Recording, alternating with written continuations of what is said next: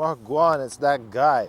Now I just wanted to bring you guys in, joining this community here on Dreadlock, as it is a new channel and I am looking to grow the interests of fellow dreadheads out there. We are here to inspire the freeformers that are really looking for that patience in their journey, the commitment and that dedication that's gonna help us not only reach our destination, but thoroughly enjoy every step along the way of that journey. I had to come out here. I had to come out here and get this wisdom, get this knowledge, get this understanding, just like Dreadlock does. Now I had to bring you guys out to the nature side here because there's something about connecting ourselves and grounding ourselves back into nature, taking those moments of silence to appreciate what Mother Nature has given to us. And we find that. I find that in nature. You know, I find that in the water. I find peace and tranquility in looking through the flow state at which H2O can move through a meandering river. I love the way that these blades of grass blow and sway in the wind.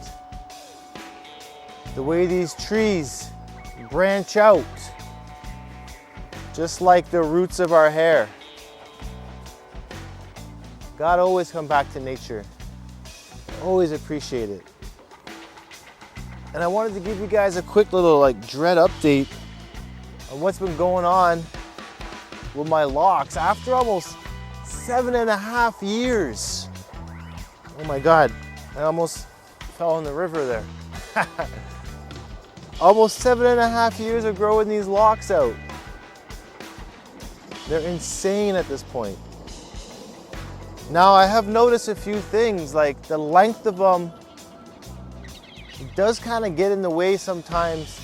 Say for instance when I'm sleeping or driving or closing doors and cubbies, my locks are at a length where they will get caught. Happens. One thing I notice is like when I'm driving and my hair is on my back, I can feel the locks, especially like big locks like this one, I can feel it pressing up against my back and it's not comfortable. So a lot of the times I gotta keep my hair up forward now like this.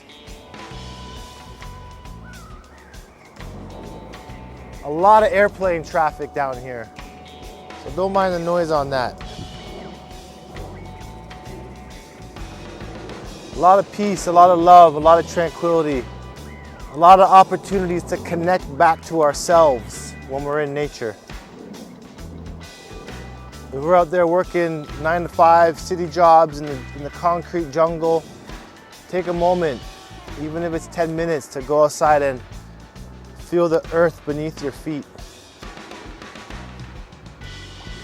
Definitely helps out. So I feel like it's gonna be time for a wash very soon on my locks. Not to say that they're dirty or anything or they're very flaky, but I've been trying to do it about once a month. And I know that I'm definitely due for an ACV rinse for the summer as well. Now the last one I did, the water didn't actually turn that murky, so they weren't even that bad the last time around. So I have a feeling that this time when I do it, it's gonna be kind of the same result. I probably don't even need to do the ACV rinse at this moment, but I like to do it at least once a season. But to be honest, even that is too much.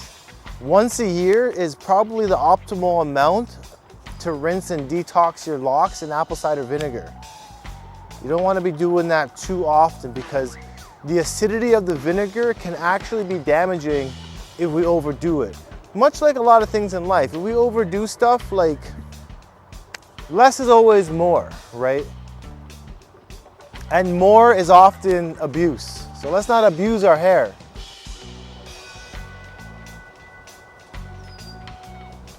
I love the dimples, the kind of wavy look that you get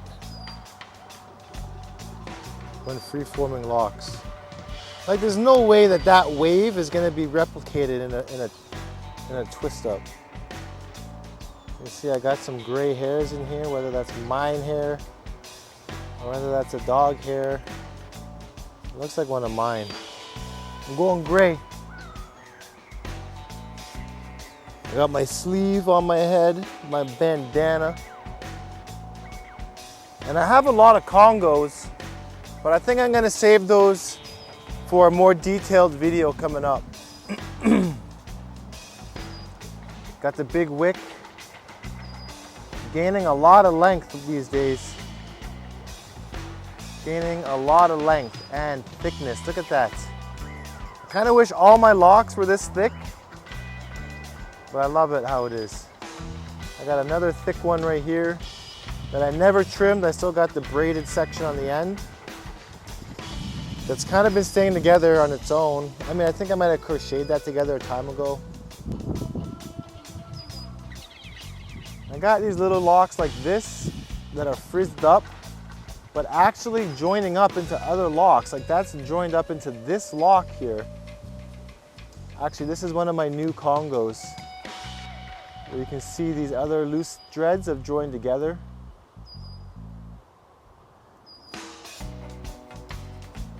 And I got a Congo over here, right here. Kind of see how these two are joined up like that. This is a great sign.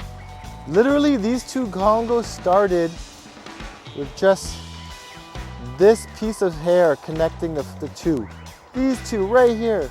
And that was enough. That was enough strength to make these two stay together and truly Congo up into a big lock. So it's actually pretty important to not separate tiny hairs that are connecting two locks together at the root. If we wanna grow successful Congos, we gotta keep those intact. And it might be very tempting to pull them apart when we notice it, but trust me, just leave them and don't play with your hair and don't wash it too aggressively in that area. And that is the key to getting really thick dreadlocks naturally. And in the reality of things, dreadlocks, it's not about getting to the destination and just having locks to look at. It's about embracing ourselves, learning about one another and our self-interests and our own dedication along the way. It's the journey that's really gonna make things memorable when going through the process of locking your hair. Because there's something about just letting nature take control. There's something about letting God do his free will and letting things come together naturally. Because the way I've been brought up, I've always known that at the end of it all, things typically work out on their own. But we gotta have that faith and that belief that it will. And on top of that, it's that patience that's really gonna get us there, you know? Dedication, hard work, and patience. And meanwhile, growing Freeform Locs might not be that hard of work. I feel like patience is truly the hardest work about it all. Being able to battle off impeding thoughts of negativity, gaslighting, self-doubt, consciousness, or just people barraging you with negative comments trying to persuade you to do something that you're not really trying to do. So the hard work really is being true to yourself. That's how we Freeform Locs. So please, if you haven't subscribed already, kindly obliterate that subscribe button. That way you can stay in tune on more peaceful, tranquil, serene dreadlock videos to come. My name is Not Locs, and I'm signing out.